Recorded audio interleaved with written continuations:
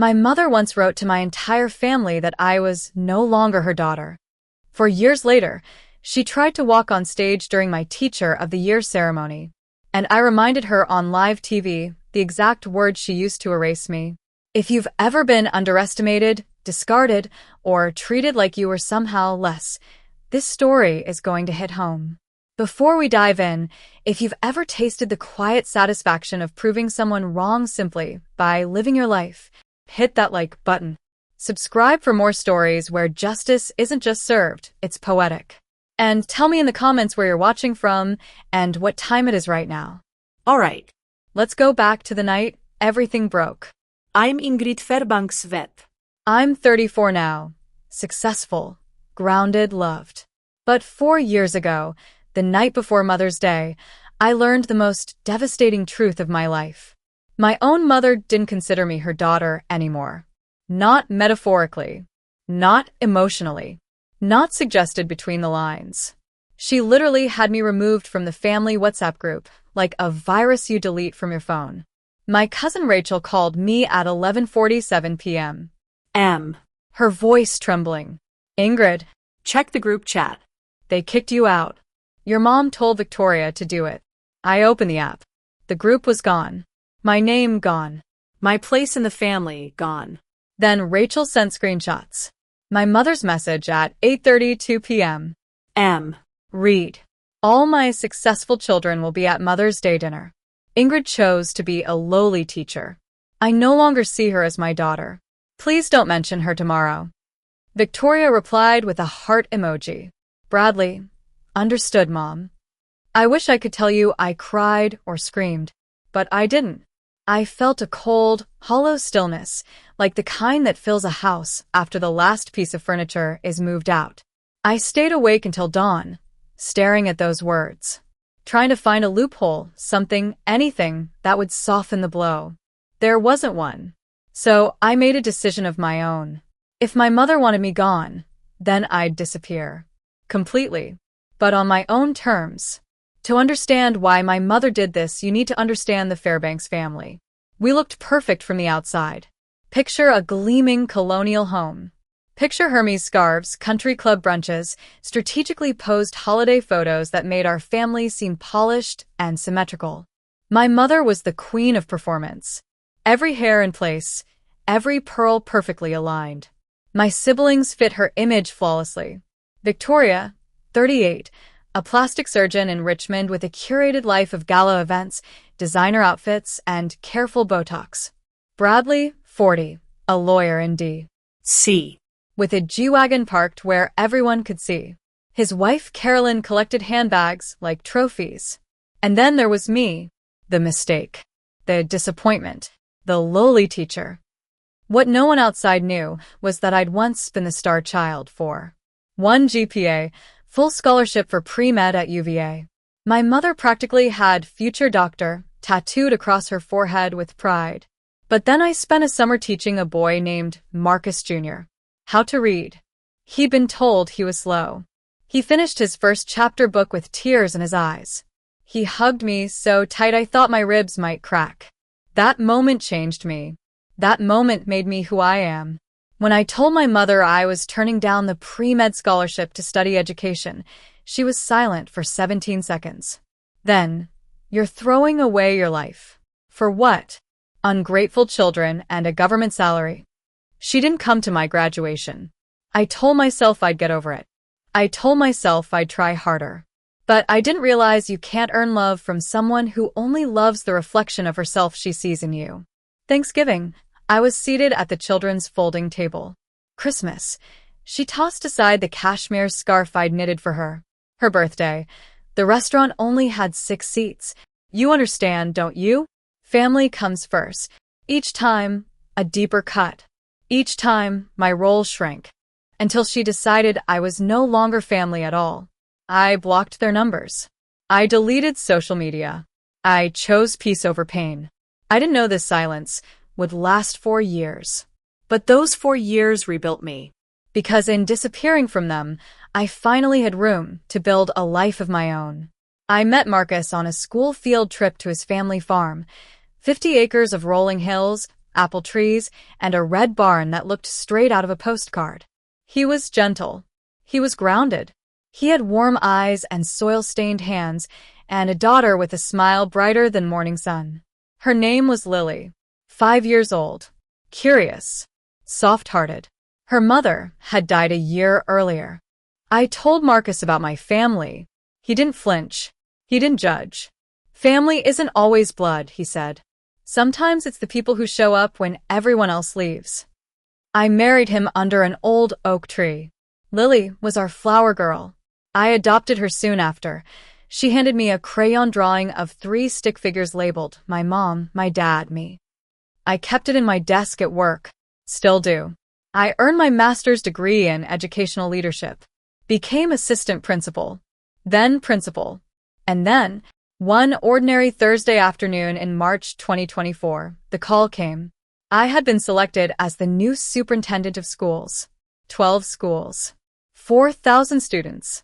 200 teachers. Everything I'd worked for. Everything they said I'd never be. I didn't tell them, but the newspaper did. Rachel called that night, breathless. Victoria posted the article asking, "Isn't this our Ingrid?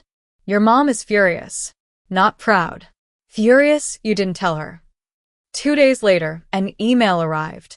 "My dearest Ingrid, we should meet for lunch. Mother's Day is coming. Let's have the whole family together again." No apology. No acknowledgement.